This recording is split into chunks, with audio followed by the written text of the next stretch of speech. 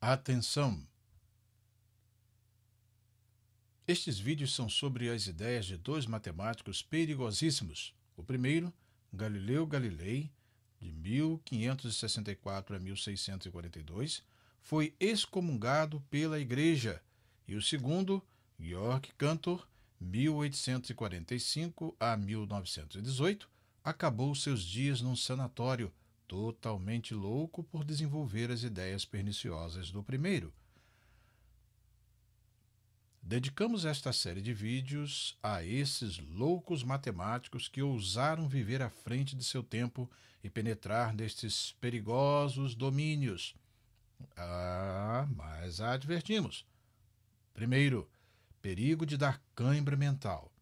Segundo, crianças podem se tornar precoces e apresentar sintomas de genialidade e passar a infernizar a vida de seus professores.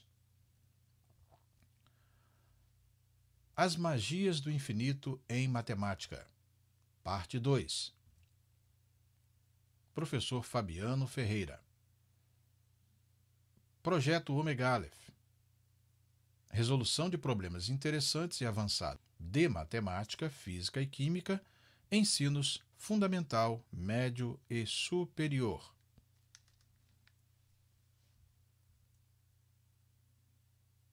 As magias do infinito em matemática.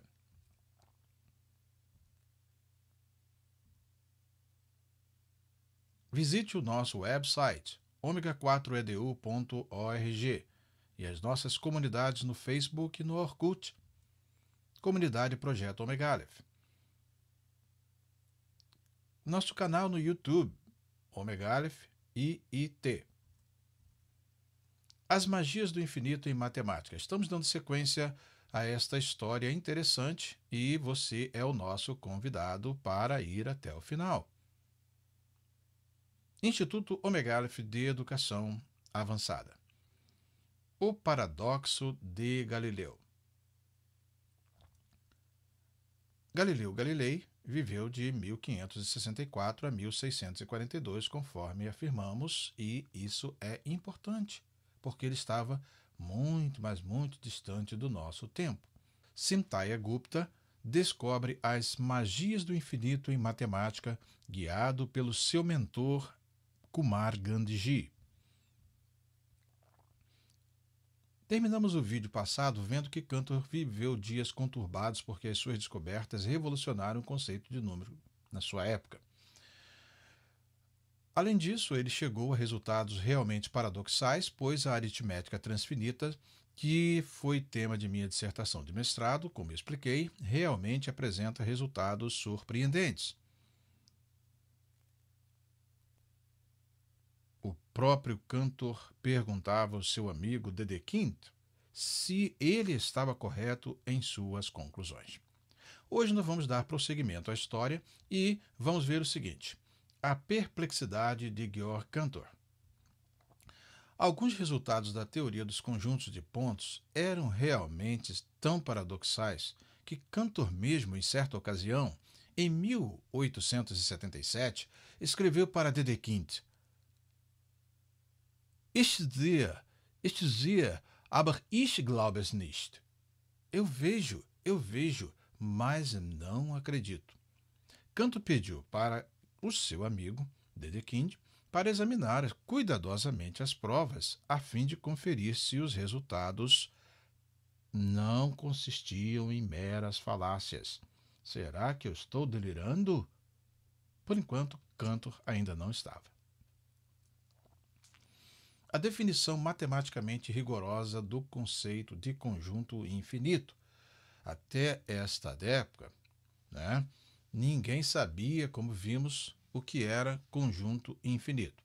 Daí então, nessa época foi que pela primeira vez chegou-se a uma definição rigorosamente matemática de infinito. Pois ninguém havia realmente definido o que era um conjunto infinito. Também se descobriu que há diferenças entre infinito e infinito. Ou seja, por exemplo, o infinito, que é o cardinal dos números naturais, não é o mesmo infinito que é o cardinal dos números reais. Sintaya Gupta perguntou: o que é então um conjunto infinito, professor Gandhiji? Em síntese, a definição rigorosa de conjunto infinito assumiu a seguinte forma: diz-se que um sistema S é infinito quando ele é semelhante a uma parte própria desse mesmo, ou é equivalente do ponto de vista da cardinalidade a uma parte própria desse mesmo. Caso contrário, dir-se-á que S é um sistema finito. Um conjunto S é infinito se e somente se existe uma bijeção de S com um subconjunto próprio de S. Professor, não entendi absolutamente nada. O que o senhor quer dizer, professor Kumara? Pode explicar? Bem, vamos a algumas definições importantes e, a partir dessas definições, esse conceito vai ficando mais claro na sua cabeça. Ouviu? Sintaya. Função injetora. Uma função f de A, de um conjunto A, em B, é injetora quando dois elementos quaisquer de A devem necessariamente associar-se a dois elementos igualmente distintos de B.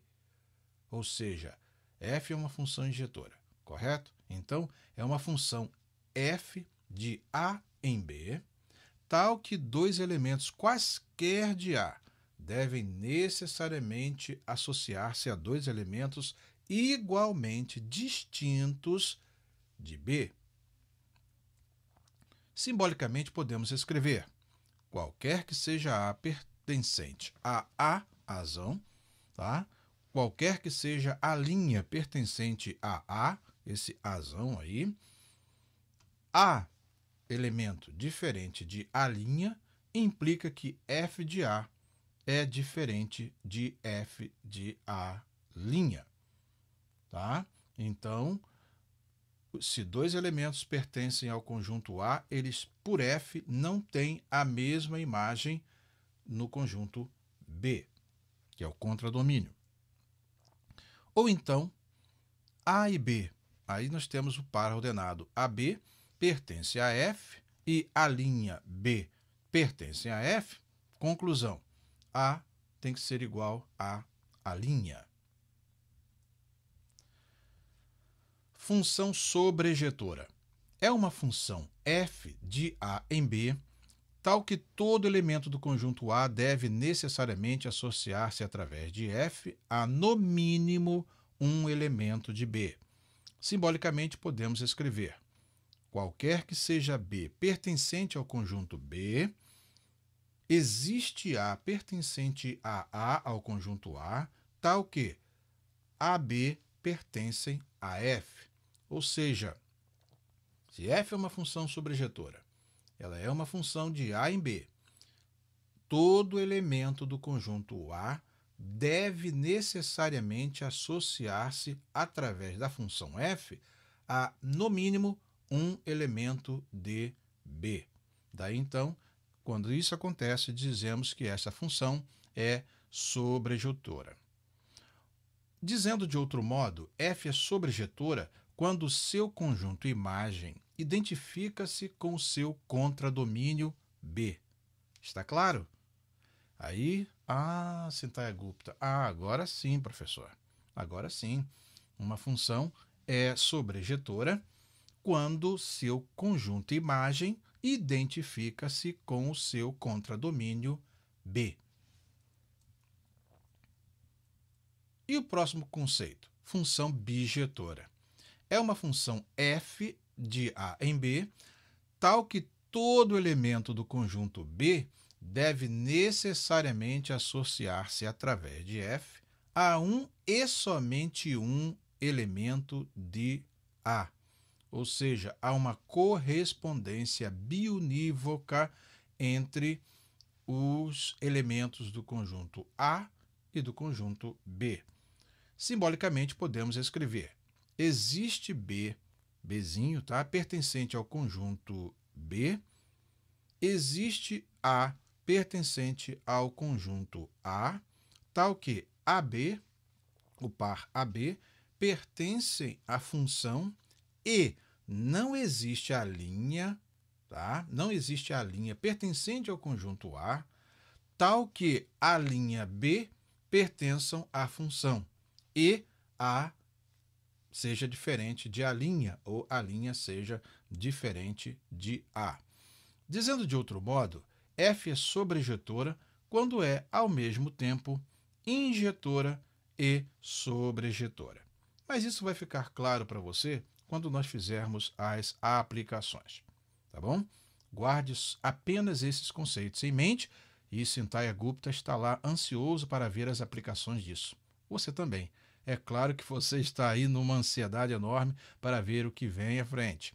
Em síntese, a definição rigorosa de conjunto infinito assumiu a seguinte forma: disse que um sistema S é infinito quando ele é semelhante a uma parte própria desse mesmo.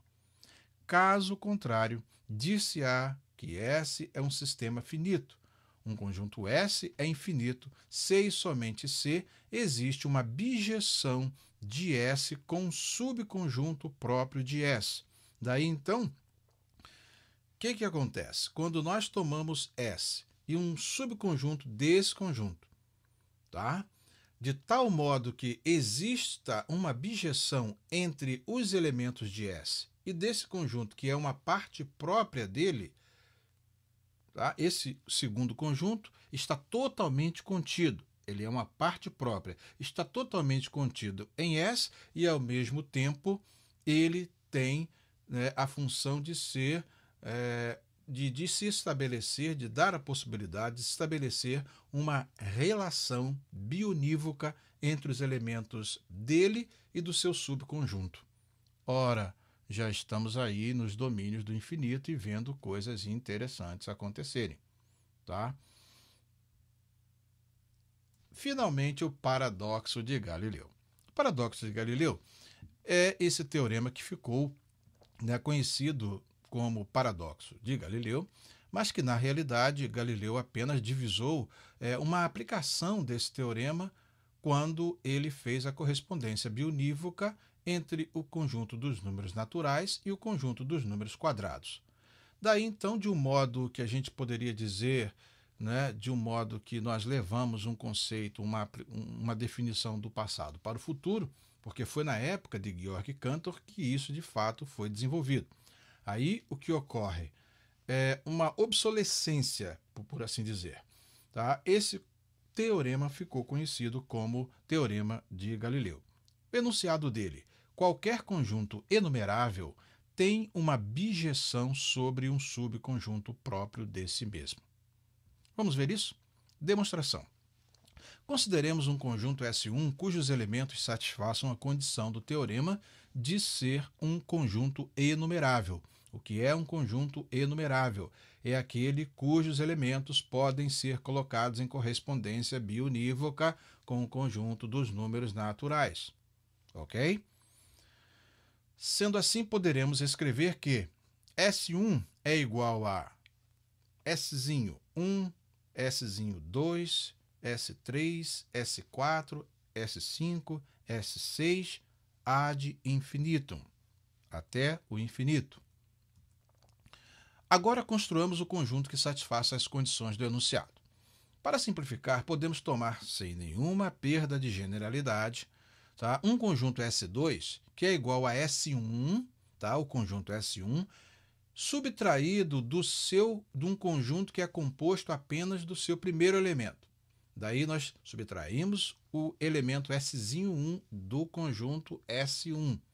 E aí formamos o conjunto S2, que começa por S2, S3, vai S4, S5, S6, etc., porque nós apenas subtraímos do conjunto S1 o seu primeiro elemento. Daí, então, tendo o conjunto S1 e o conjunto S2, observe que os naturais são os índices dos elementos de S1 e de S2, de modo que se visualize de forma clara a enumerabilidade, como também o fato de S2 ser um subconjunto próprio de S1, estando, portanto, inteiramente contido em S1. Observaram bem? Nós temos ali 2, 3, 4, 5, 6, 7 e etc, etc, até o infinito, com exceção do elemento S1, que pertence ao primeiro conjunto S1. Aí, então, é fácil ver que podemos construir uma bijeção do tipo S1 do conjunto S1 está para S2, tá? O elemento S2 do conjunto S2. Tá? Então, aqui nós estamos tratando de elementos.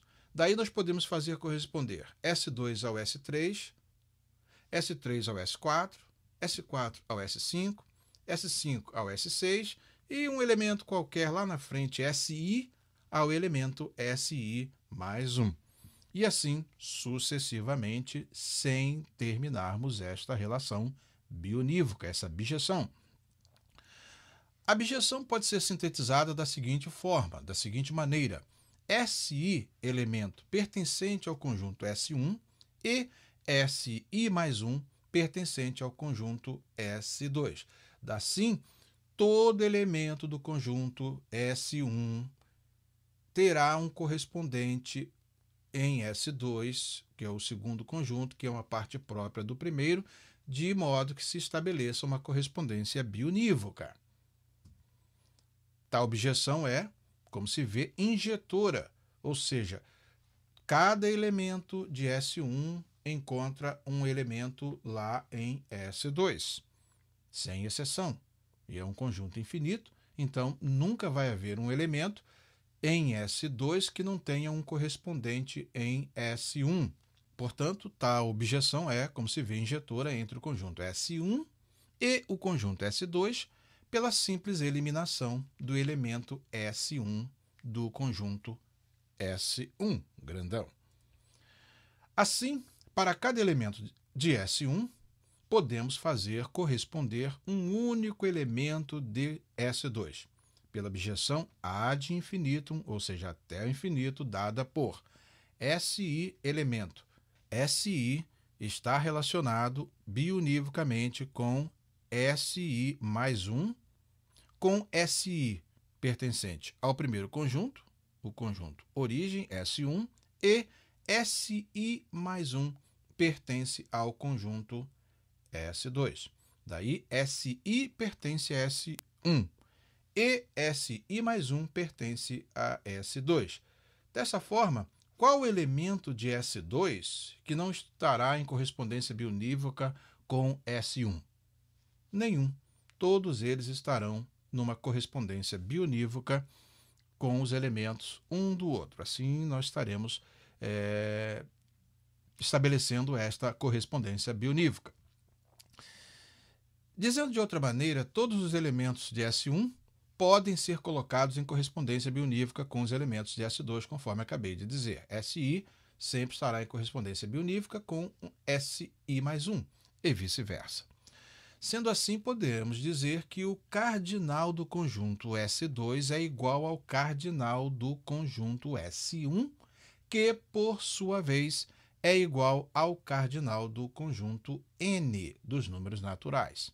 Ou seja, tanto N como S1 e o conjunto S2, esses conjuntos têm o mesmo número cardinal. É o paradoxo de Galileu. É uma afirmação aparentemente contraditória.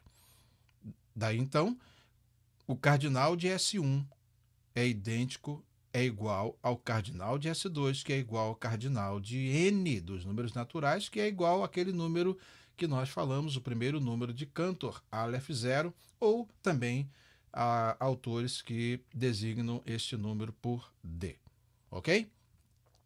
Por conseguinte, chegamos à conclusão de que qualquer conjunto enumerável tem uma bijeção sobre um subconjunto próprio de si mesmo, como queríamos demonstrar. Difícil?